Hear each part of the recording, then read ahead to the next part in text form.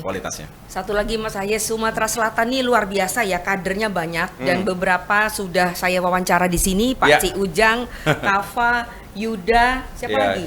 Ya, sudah saya wawancara di sini dan tentu saja adalah you are the best. Thank you. Pak Harno tentu saja saya udah bolak-balik wawancara Pak Harno sebagai wali kota. Kita mau wali kota, mau pilwaku meskipun masih 2024. Anda sudah punya calon?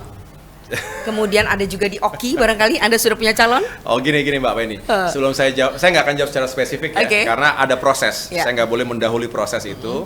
Tapi tadi di depan seluruh kader, seluruh pemimpin Demokrat di Sumatera Selatan, saya mengatakan begini, sekaligus menantang. Kalau Bapak Ibu yang ingin berikhtiar untuk menjadi kepala daerah, mari kita sukseskan dulu pemilihan legislatif. Mengapa? Tiketnya harus dikumpulkan pada saat pileg.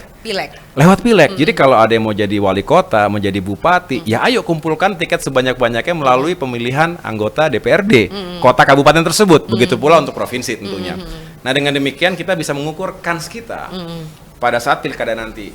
Walaupun tentu selalu ada kans untuk membangun koalisi, tetapi kan lebih nyaman kalau kita punya kesiapan sendiri.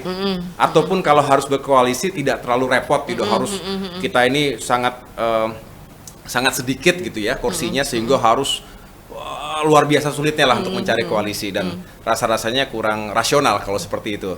Tapi kalau kita punya elektabilitas, punya figur yang dipersiapkan, terus juga tiketnya memadai, mencukupi, maka saya rasa kemungkinan menang juga makin besar. Oke,